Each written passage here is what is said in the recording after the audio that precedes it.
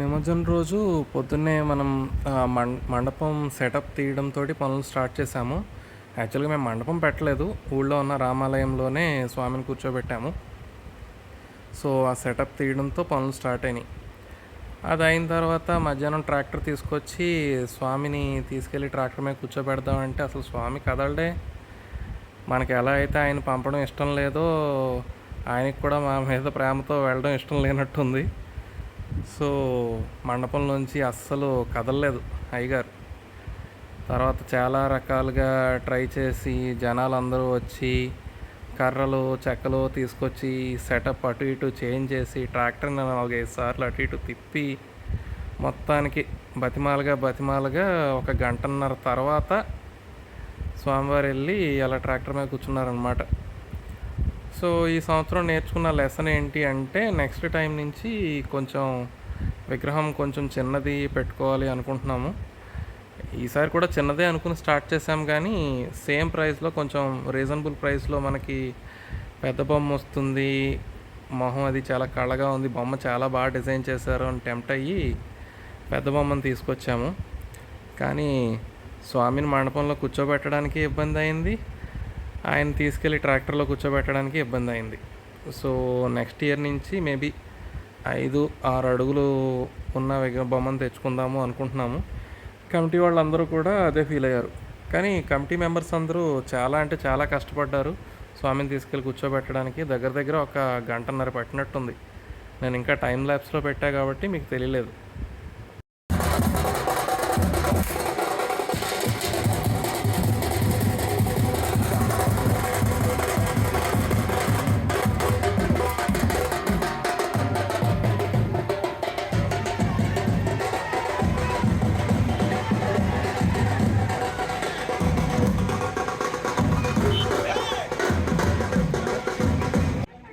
చూసారా, చిన్న వినాయకుడిని తయారు చేశాడని చెప్పుకున్నాం కదా లాస్ట్ వీడియోలో.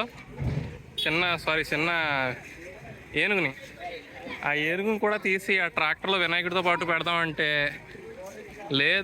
లేదు సపరేట్గానే పట్టుకెళ్ళాలని అని ఇదిగో ఇలా తయారు చేశాడు. స్పెషల్ రైడ్ అన్నమాట బాల వినాయకుడికి. ఏనుగు కింద ఇదిగో ఇది వీల్ సెటప్ చేశాడు, చిన్నది బండికి ఫిక్స్ చేసాడానికి అన్నమాట. మొత్తం రెడీ చేసాడు ఇలాగా. అది అట్లుంటుంది చిన్నతోటి కాంప్రమైజ్ అవ్వడం తొందరగానే. సూపర్ అసలు. బాయ్స్ కష్టపడి ఎక్కిచ్చారు ఇప్పుడే. ఏంటి మాస్టర్ కొండబాబు గారు, ఎన్నింటి బయలుదేరదాం? 2:30కి షూర్. 2:30కి మొదలెడితే ఎంత టైం పడుతుంది మనకి? 8 to 9కి ఊళ్ళోంచి బయటికి వెళ్తాం. Oh my god, okay fine. మళ్ళీ ఇక్కడ లేట్ అవుతుందా? అందరూ ఇక్కడికి వచ్చాక పంపిస్తే బొమ్మ ఒకటే తీసుకెళ్తాం ఇక్కడ నుండి, అప్పుడు లేట్ అయిపోతుంది బాగా. సో నెక్స్ట్ ఇయర్ నుంచి బొమ్మ 5 అడుగుల బొమ్మ అంతే. కాసేపట్లో మీకే అర్థమవుతుంది ఇక్కడ ఎలా ఉంటుందో.